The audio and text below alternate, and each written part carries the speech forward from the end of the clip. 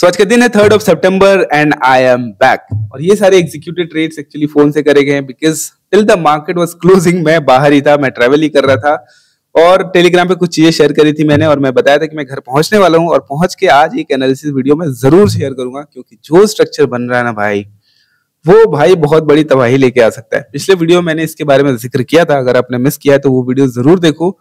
Overview आपको long term का बहुत अच्छे से समझ में आएगा और आज क्या हुआ वो भी मैं एक्सप्लेन करूंगा आपसे, कल क्या हुआ था वो भी बताऊंगा क्योंकि कल मैंने टेलीग्राम चैनल पे एक स्ट्रक्चर शेयर किया था और आपसे बोला था कि आप इन दो स्ट्रक्चर्स को कंपेयर करना और इसमें आपको सिमिलैरिटी बहुत क्लियरली नजर आएगा। और एक स्ट्रक्चर मैंने कुछ दिन पहले ही एक्सप्लेन किया है कि किस तरीके से मार्केट एक बड़ा फॉल दे सकता है और मैंने कल के फॉल को एक्चुअली एग्जीक्यूट भी किया है। कैसे किया वो सब एक्सप्लेन करूंगा और उससे रिलेटेड थोड़ा डिटेल में मैं आपको उस स्ट्रक्चर को समझाने की कोशिश भी करूंगा।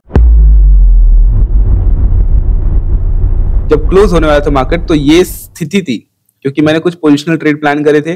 जो इंट्राडे ट्रेड लिया था वो मैंने जल्दी क्लोज किया था because I had a very important meeting yesterday. So उस मीटिंग में जाने से पहले मैं इंट्राडे पोजीशन एटलीस्ट मैं क्लोज करना चाहता था, तो एक छोटे से प्रॉफिट में उसको क्लोज कर दिया मैंने। बाकी के पोजीशंस मैंने एज इट इज होल्ड करें। अब ये जो पोजीशंस है ना, अगर आप नोटिस करोगे तो इसकी बाइंग प्राइस है 55 रुपीज और मैं आपको इसका चार्ट दिखाता हूं। आज मैंने इसको क्लोज कर दिया है बिकॉज ये प्रॉफिट में लेके नहीं जा पाया बिकॉज मार्केट आज बहुत रिकवर करा है।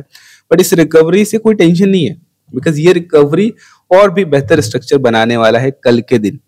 सो अगर हम इस स्ट्राइक को देखेंगे जो कि 56 पे आज क्लोज हुआ है, कल इसको 55 पे खरीदा गया था बट मैंने पहले ही थोड़ा क्लोज कर दिया था बिकॉज फेलियर का कंफर्मेशन आ गया था। वो कंफर्मेशन भी मैं एक्सप्लेन करने की कोशिश करूंगा। बट कल अगर आप नोटिस करोगे ना तो इस ट्रेड में एंटर कहाँ किया गया था वो बहुत इंपॉर्टेंट है और वो एंट्री मैं इसलिए बता रहा हूँ बिकॉज ये स्ट्रक्चर मैं एक्सप्लेन करने वाला हूँ। सो आप देखोगे तो 55 रुपीज के आसपास ही यहाँ कहीं पे ही एंटर कर लिया गया था, ऑलमोस्ट बॉटम पे एंटर किया गया था। इसका रीजन पर ऐसा नहीं कि ये स्ट्रक्चर मैंने बताया नहीं है, अभी मैं बताऊंगा तो आपको याद आ जाएगा कि मैंने कुछ दिन पहले ही इस बारे में बात करी थी। तो यहाँ पे एंटर करा गया था और आज इसको एग्जिट कर दिया गया, इधर कहीं पे इस वाले कैंडल में एग्जिट करा गया था, if you could notice this, right. So अब मैं स्ट्रक्चर समझाता हूं आपको, फिर एनालिसिस भी चलेंगे। सो देखो, मैंने इस स्ट्रक्चर को आपको बोला था कि आप इस स्ट्रक्चर से कंपेयर करके देखना। ये जो स्ट्रक्चर हुआ था और ये स्ट्रक्चर मैंने डिकोड किया था कुछ ही दिन पहले। ये मत बोलना कि मैंने नहीं बताया था, मैंने बताया था, बहुत क्लियरली बताया था। इसमें था क्या कि मार्केट यहाँ पे एक अच्छा बुलिश ट्रेड दिया था मार्केट ने, बट जिस तरीके का मोमेंटम था वो डाउटफुल था। और जब भी मार्केट में हायर प्राइसेस से डिस्ट्रीब्यूशन होना होता है या फिर एक सेलिंग का इंटेंट छुपा होता है तो वहां पे मार्केट हायर लेवल पे क्विकली मूव करता है।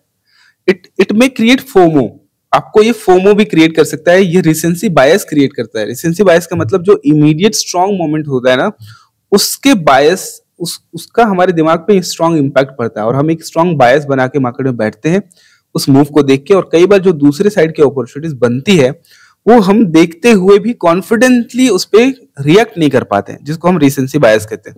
तो यहाँ पे देखेंगे ना तो यहाँ पे मार्केट क्विकली हायर लेवल पे मूव किया है और अगर इसको बहुत ऊपर जाना था ना तो हमने एक पॉइंट डिस्कस किया था कि अगर इसको बहुत ऊपर जाना है ना तो इसका रिट्रेसमेंट बहुत शार्प होना चाहिए और लोअर लेवल से एक्यूमुलेशन का बिहेवियर दिखना चाहिए इंस्टेड ऑफ डिस्ट्रीब्यूशन, और फिर फाइनली डिप देके ऊपर फट जाना चाहिए। बट एग्जैक्टली इसका उल्टा होता है जब डिस्ट्रीब्यूशन फेज आता है कि मार्केट जाता बहुत क्विकली है ऊपर, लेकिन ऊपर से रिट्रेसमेंट तेज नहीं होता है, बहुत नॉइजी होता है, एक साइडवेज फेज आ जाता है और जो बाइंग अटेम्प्ट होता है ना उसको फेल कर देता है मार्केट। इतना बिहेवियर क्या दिखाता है कि मार्केट में हायर लेवल से वीकनेस का कंफर्मेशन आ गया है। और वीकनेस का कंफर्मेशन तो आ गया है बट प्राइस का फ्लो कैसा था, बाइंग साइड था। इसका मतलब इमीडिएटली नहीं गिरेगा, इमीडिएटली गिरना है ना तो मार्केट का इमीडिएट मोमेंटम बाइंग फेल होना चाहिए।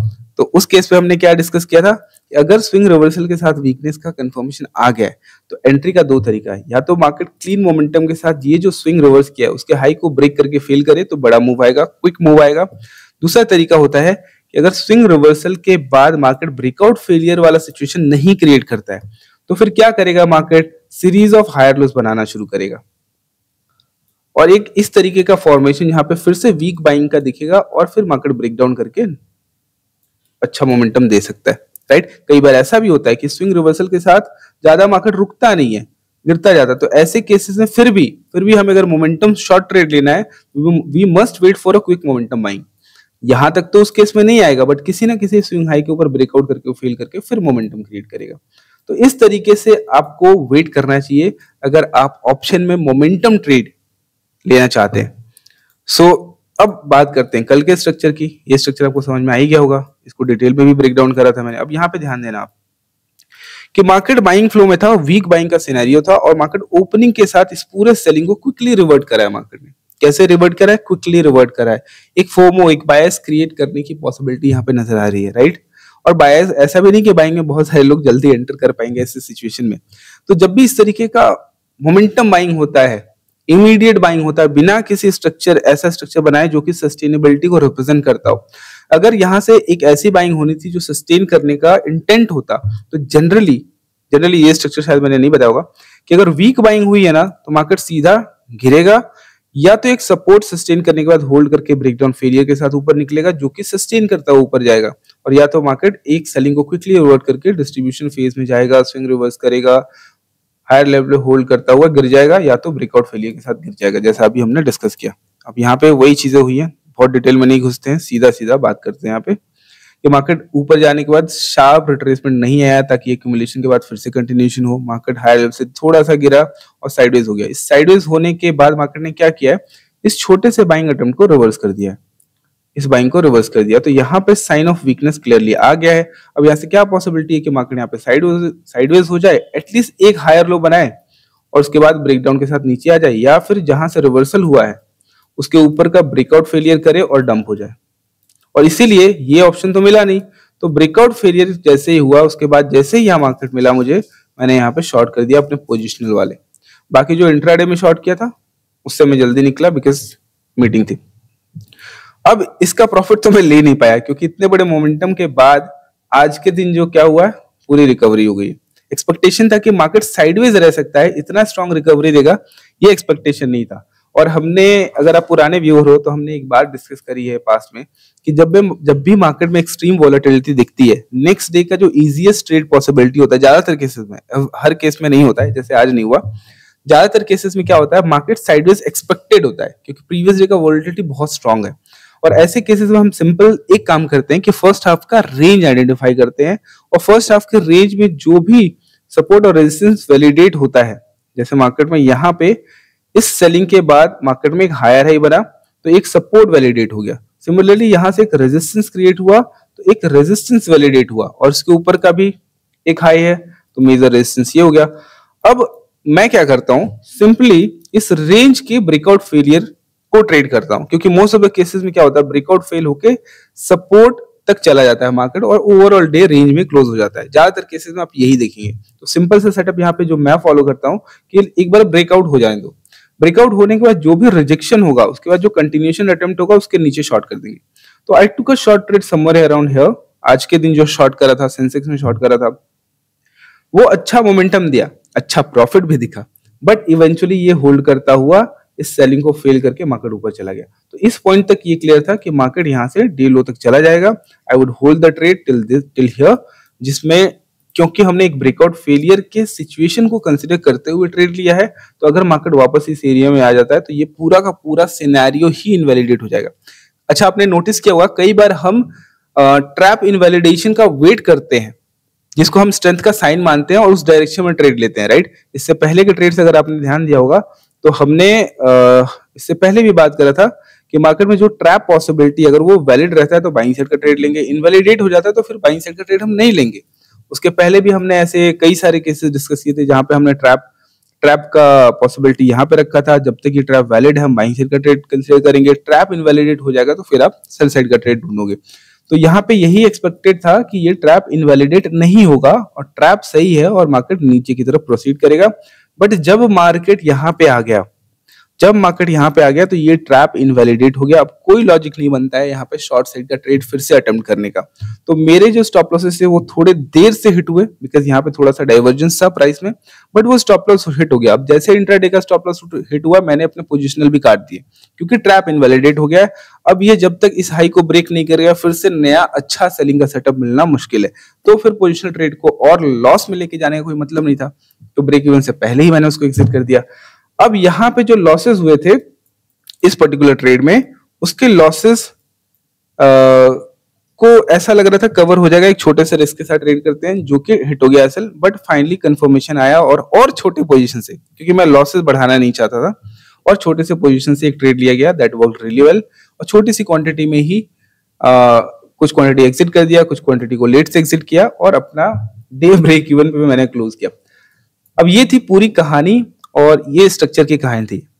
अब ये 2 बार हो गया तो क्या हर बार होगा? नहीं, मैं आपको कुछ और एग्जांपल्स दिखा देता हूं, उसके बाद हम एनालिसिस पे डायरेक्टली चलेंगे, ताकि ये बात आपको क्लियरली समझ में आ जाए कि किस तरीके से डिस्ट्रीब्यूशन फेस काम करता है।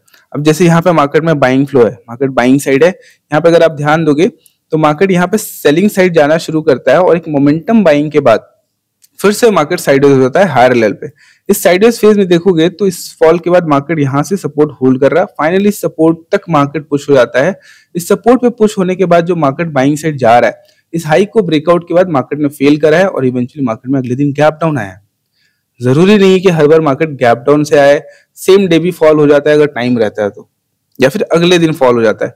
अब ये इसने डे लो के नीचे अच्छा खासा मोमेंटम गैप डाउन से कवर कर लिया, जो कि हमारे अभी के केस में इंट्रा डे में हुआ, और फाइनली ये रिकवर करके इसके ऊपर जाके गिरा है। और इसलिए ये जो रिकवरी आई है अभी की, वो इस स्ट्रक्चर से मिलती जुलती है।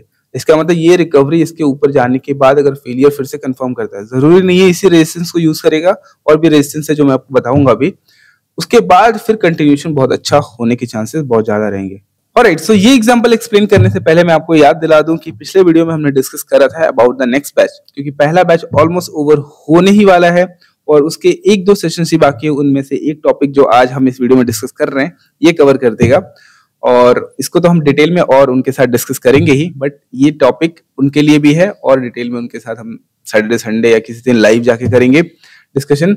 बट मैं आपको याद दिलाऊं कि हम नेक्स्ट मंथ में एक नया बैच स्टार्ट करने वाले हैं, जिसके बारे में पिछले वीडियो में मैंने बात करी थी आपसे, और आपको एक गूगल फॉर्म का लिंक भी दिया था, और उसमें बहुत अच्छा रिस्पॉन्स मुझे ऑलरेडी आया है, तो thank you so much for that. But ये फॉर्म ओपन रहने वाला है तब तक जब तक कि हम एक मीटिंग कंडक्ट नहीं करते हैं सारे रिस्पॉन्सेज के साथ। तो एक सेट नंबर ऑफ रिस्पॉन्स मुझे चाहिए, जिसके बाद मैं ये मीटिंग कंडक्ट करूंगा, और एक बार हमने मीटिंग कंडक्ट कर ली फिर वो रिस्पॉन्सेज हम बंद कर देंगे, वो गूगल का फॉर्म मैं हटा दूंगा, ताकि हम एक लिमिटेड पार्टिसिपेंट के साथ अगेन दूसरे बैच में जाएं। और जिन लोगों ने अभी तक रिस्पॉन्सेज रजिस्टर नहीं किए, क्योंकि पिछले वीडियो ज्यादातर लोगों ने देखा नहीं है, तो इस वीडियो में अगर आपको ये मैसेज मिल रहा है तो मैं एक लिंक उस फॉर्म का इस वीडियो के डिस्क्रिप्शन में डाल रहा हूं। अगर आप इंटरेस्टेड हो मार्केट स्ट्रक्चर को डिटेल में समझने के लिए, और ये समझने के लिए कि मार्केट में मोमेंटम एक्चुअली लक का गेम नहीं है, मार्केट में मोमेंटम पूरा का पूरा स्ट्रक्चर का गेम है, और मोमेंटम स्ट्रक्चर सुटेबल होता है ऑप्शन बाइंग ट्रेड्स के लिए, सिर्फ डायरेक्शन काफी नहीं होता है।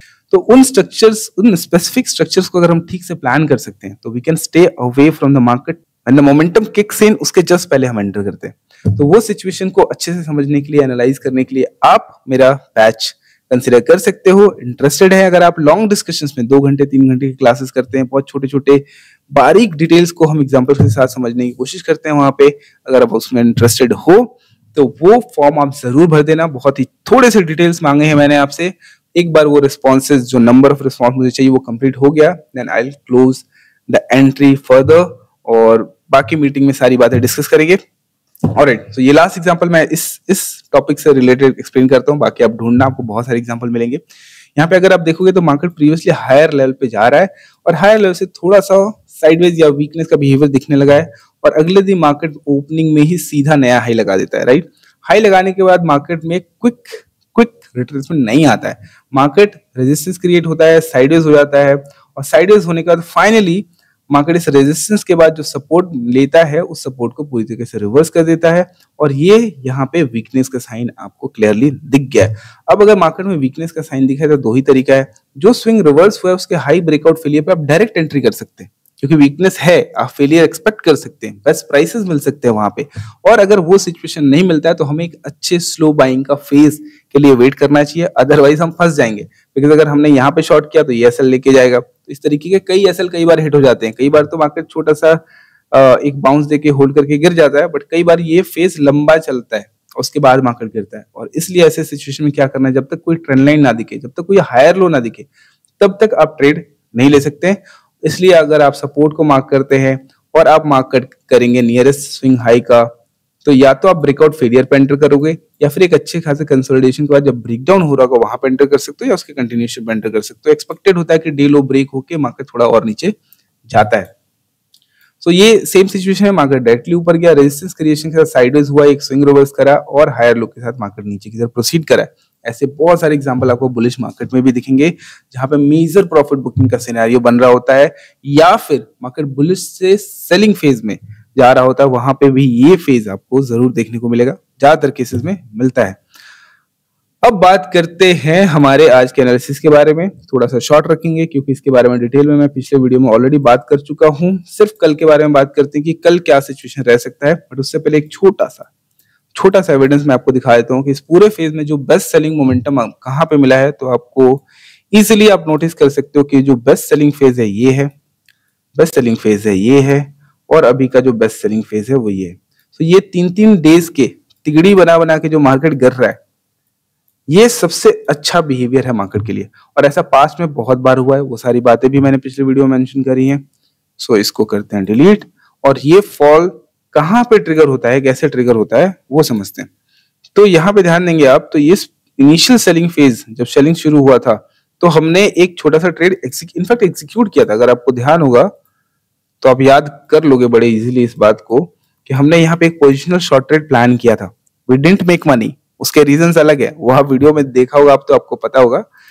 बट हमने शॉर्ट किस लॉजिक पे किया था, किस लॉजिक पे पोजिशनल जाने का प्लान किया था कि यहाँ पे मार्केट में एक क्लियर कट ब्रेकआउट हुआ है, और जिस तरीके से सेलिंग स्टार्ट हुई है और जिस तरीके से ट्रेंड लाइन ब्रेक हो रहा है, उसके बाद अगले दिन अगर डिस्ट्रीब्यूशन फेज है या फिर इसी फेज में हमें समझ में आने लग गया था कि this is a fake buying, it is going to revert, और अगले दिन एक छोटे से डिस्ट्रीब्यूशन फेज से ये बात कंफर्म हो गया था और मार्केट में एक अच्छा रैली यहाँ पे देखने को मिला। अब यहाँ पे देखेंगे, आप बस एडजस्ट करते रहो कि कब इस तरीके का मोमेंटम सेलिंग आ रहा है।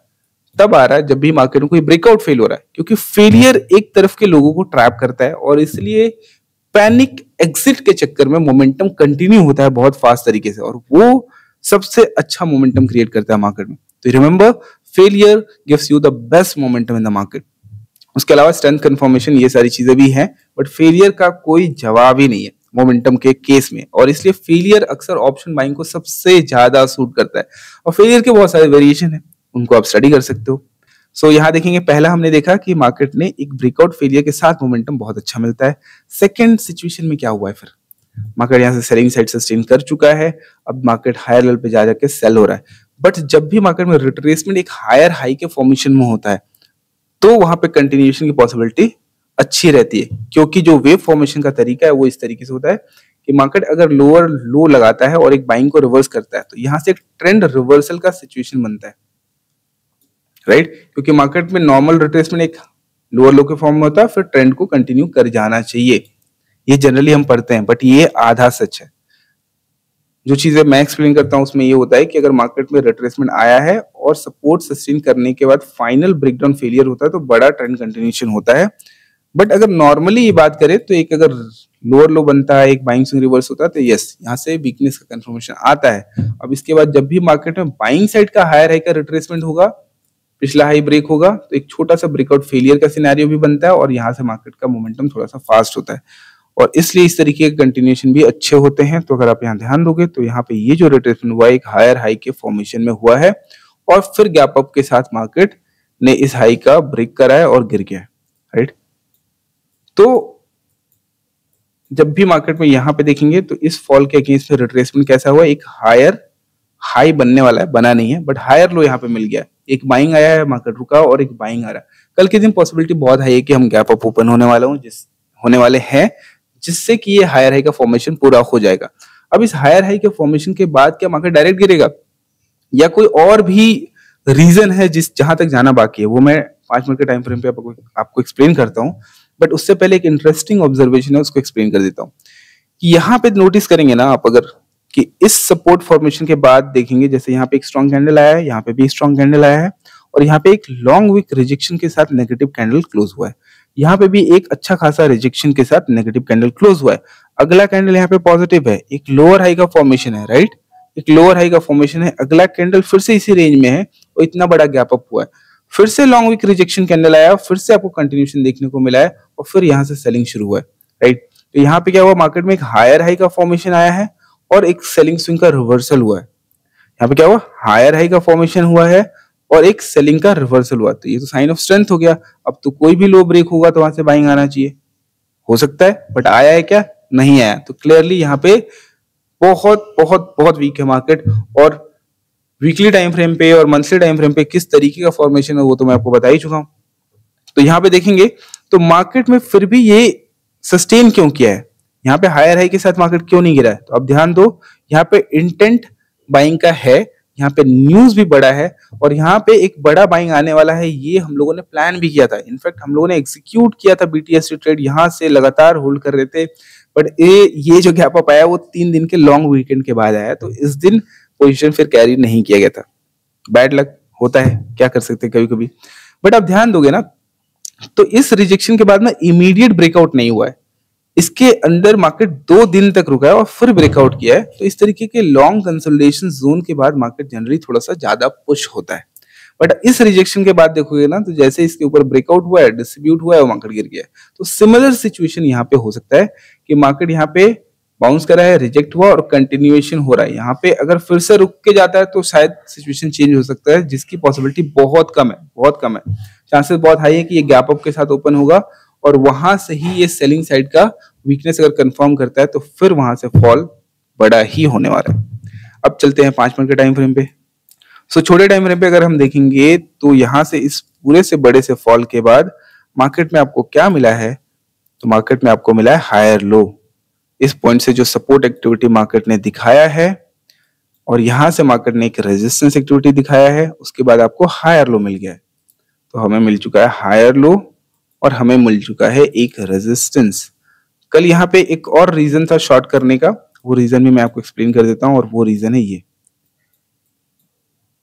कि इससे पहले जो मार्केट में एक सपोर्ट एक्टिविटी था, ये जो गैप मार्केट ने क्रिएट किया था, इस गैप के पास से साइडवेज होने के बाद मार्केट गिरा है और गिरने के बाद मार्केट में इस लेवल का अभी तक रीटेस्ट नहीं हुआ है। सो ये जो सपोर्ट मार्केट ने होल्ड किया था इसका हायर लो के साथ ब्रेकडाउन हुआ है, बट ये ब्रेकडाउन के बाद मार्केट में इस पॉइंट का अभी तक रीटेस्ट नहीं हुआ है। मार्केट एक साइडवेज फेज के साथ सीधा कंटिन्यू कर गया है। तो ये जो साइडवेज फेज है ना, ये जो साइडवेज जोन है ना, ये बहुत इंपॉर्टेंट है। तो इसलिए एक बार तो यहाँ पे चलो मार्केट ने टेस्ट करके गिर गया, तो इस पॉइंट का पावर तो खत्म हो चुका है कि अब यहीं से दोबारा गिरेगा, इसकी पॉसिबिलिटी थोड़ी सी कम है। तो ऐसे में क्या होगा, ऐसे में जो इंपॉर्टेंट एरिया बचता है ना वो ये बचता है 840 से लेके 852। तो 840 से 850 मान लो, थोड़ा सा ऊपर नीचे मान लो, बट 840 के ऊपर निकलता है मार्केट और वीकनेस कंफर्म करता है तो सबसे बेस्ट होगा, क्योंकि सबसे हायर लेवल पे हमको शॉर्ट करने का अपॉर्चुनिटी मिलेगा जो कि बेस्ट है। वहां से पोटेंशियल भी बड़ा हो जाएगा, वहां पे प्राइसेस भी अच्छे हो जाएंगे और वहां से गिरेगा तो शांति से बैठ सकते हैं, ठीक है, कि कोई रिट्रेसमेंट ज्यादा होने का चक्कर नहीं है। इसलिए कल के लिए हम इसका ब्रेकआउट फेलियर एक्सपेक्ट नहीं कर रहे हैं। क्यों नहीं कर रहे? बिकॉज इस पॉइंट का पावर ऑलरेडी खत्म हो चुका है। यहाँ से मार्केट को गिरना था, यहाँ से गिर चुका है। अब यहाँ से गिरने के बाद रिकवरी हुई है और यहाँ से फिर से तुरंत गिर जाएगा, ऐसा नहीं होगा। अगर आज के दिन ही सुबह सुबह ही ये ब्रेकआउट करके फेल करता तो आज गिर सकता, ऐसा तो हुआ नहीं है। मार्केट अच्छा खासा टाइम स्पेंड करके ऊपर निकला है और इस ब्रेकआउट फेलियर को इनवैलिडेट करके ऊपर किया, तो इमीडिएटली तो नहीं गिरने वाला। तो कोई जल्दीबाजी नहीं कि कल मॉर्निंग में खुलेगा और मैं शॉर्ट मार दूंगा, बिल्कुल भी नहीं। ये स्ट्रक्चर उसके लिए सुटेबल नहीं है कि खुलते ही शॉर्ट मार दो। खुलते ही शॉर्ट मारने वाले स्ट्रक्चर कैसे होते हैं? वीक बाइंग के साथ क्लोज होते हैं। जो क्लोजिंग होता है वो बहुत वीक होता है। जो बाइंग सेंटिमेंट का क्लोजिंग होता है वो, जैसे यहाँ पे देखो क्या हुआ है, गिरने के बाद मार्केट इसके ऊपर गया और गिर गया है ना। जैसे ये देखो यहाँ पे मल्टी डे बाइंग है और जो लास्ट डे का बाइंग है देखो बहुत वीक है। इस पूरे बाइंग में देखो रिट्रेसमेंट खूब भर भर के। ऐसे दिनों में डायरेक्ट सेलिंग आ सकता है, बट ऐसे दिनों में डायरेक्ट सेलिंग नहीं आ सकता है जहां पे मार्केट में क्लोजिंग बहुत स्ट्रेंथ के साथ हुआ है और अभी नया हाई भी नहीं लगा है। जैसे ये यहाँ पे क्या हुआ है, यहाँ पे क्लोजिंग मोमेंटम के साथ हुआ है, वीक मोमेंटम के साथ क्लोज नहीं हुआ है। इसलिए फर्स्ट लेग ऑफ सेलिंग में सेल करने का नहीं सोचना है, आराम से मार्केट ऊपर जाके सेलिंग का अपॉर्चुनिटी क्रिएट करेगा। इसलिए ये जोन आप याद रखना। एक ये जो साइडवेज फेज है, इस फेज के ऊपर जाके सेल हो सकता है मार्केट। यहाँ पे एक छोटा सा 5 मिनट के टाइम फ्रेम पे भी गैप बचा हुआ है, ये गैप फिल हो जाएगा, इसका एक्सपेक्टेशन नहीं रख रहा हूं मैं। फिल हो गया तो अच्छी बात है, कोई दिक्कत नहीं है, बट एक्सपेक्टेशन मैं नहीं रखूंगा। इसके लिए मैं ट्रेड करने नहीं जाऊंगा कि मैं लॉन्ग ट्रेड लेता हूं ये गैप फिलिंग के लिए। गैप फिल हो गया तो बहुत अच्छा है, कोई दिक्कत नहीं है। व्यू शॉर्ट का ही है।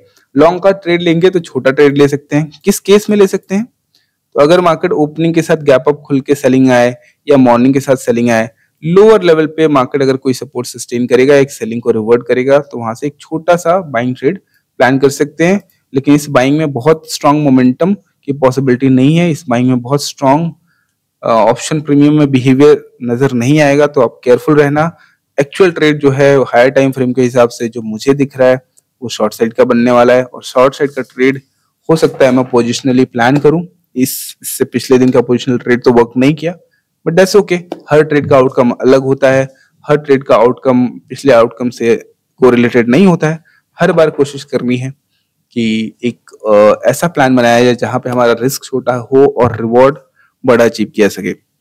सो जाते जाते मैं आपको याद दिला दूं कि मैं इस डिस्क्रिप्शन बॉक्स में फॉर्म का लिंक दे रहा हूं, आप उस फॉर्म पे अपना रिस्पॉन्स जरूर दर्ज करा दे, और हम कोशिश करेंगे इस मंथ के मिड में या मिड से थोड़ा और आगे 15-20 तारीख तक 15 to 20 उस रेंज में हम एक मीटिंग कंडक्ट करें। अगर सफिशिएंट रिस्पॉन्स उससे पहले आ जाता है तो मीटिंग पहले भी कंडक्ट कर सकते हैं, ऐसा जरूरी नहीं है, बट मैं मार्जिन थोड़ा सा ज्यादा रख रहा हूँ और अब मैं अवेलेबल हूँ, तो कल हो सकता है मैं आपके लिए एग्जीक्यूशन वीडियो जरूर लेके आऊँ। तो till then bye bye, take care, I will see you in the next video, bye bye.